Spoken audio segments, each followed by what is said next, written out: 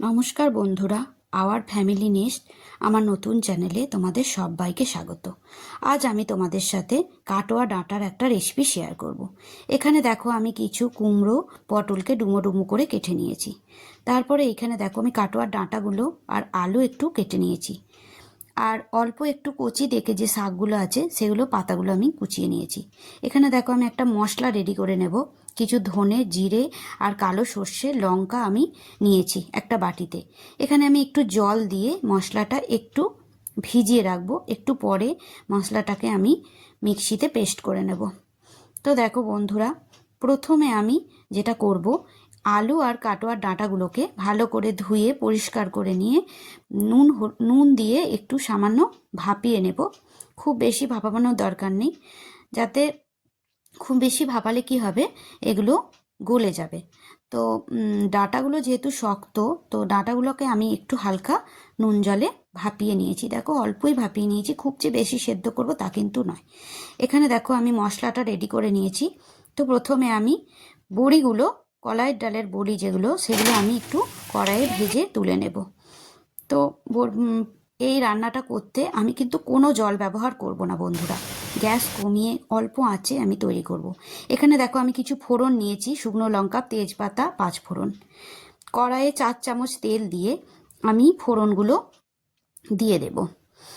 তো যেটা বলছিলাম, এখানে আমি কিন্তু কোনো রকম জল ব্যবহার করব না, একদম গ্যাস কমিয়ে আমি রান্নাটা করব। এই দেখো ফোড়নগুলো আমি প্রথমে দিয়ে দিলাম। ফোড়নগুলো হালকা গরম তেলে আমি এগুলোকে একটু ভেজে নেব।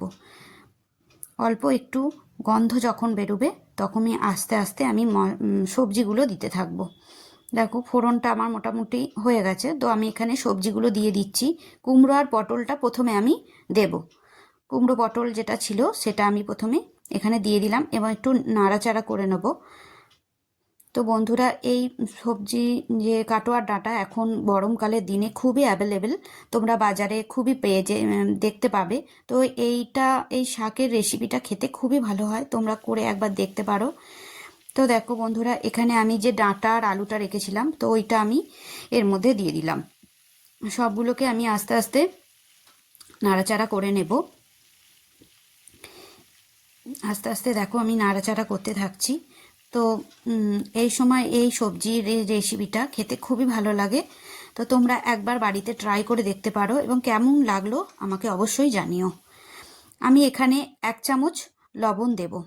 আমি এখানে রক সল্ট ব্যবহার করি, তো আমি রক সল্ট 1 চামচ দিলাম। 1 চামচ হলুদ আমি দিয়ে দিলাম।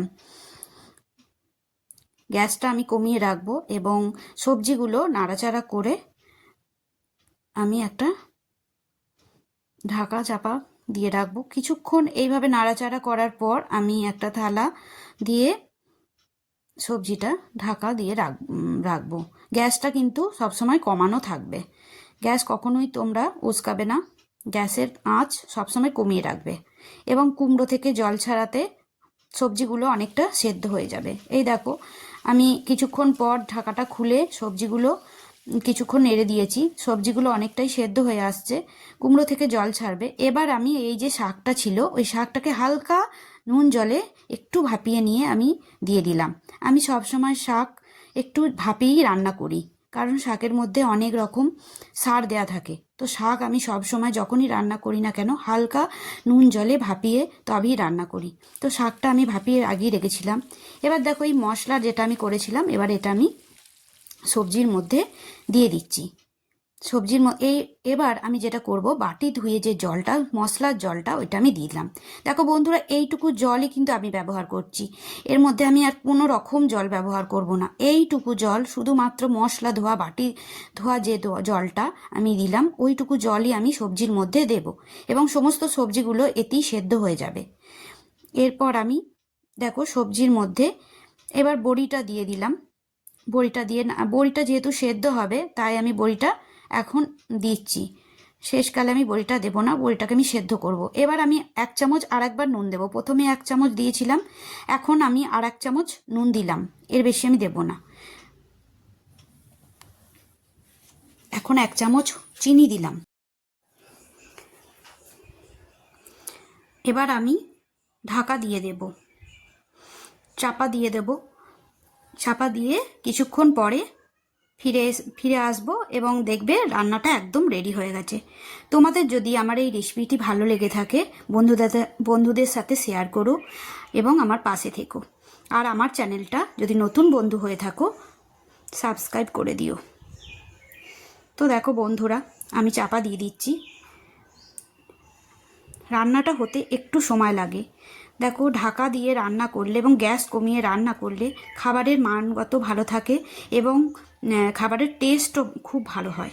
তোমরা এইভাবে একবার রান্নাটা করে দেখো কেমন লাগলো, করে আমাকে অবশ্যই জানিও। তো দেখো বন্ধুরা, আমার এই রেসিপিটি একদম রেডি হয়ে গেছে। আজ তবে এই আসি, ধন্যবাদ।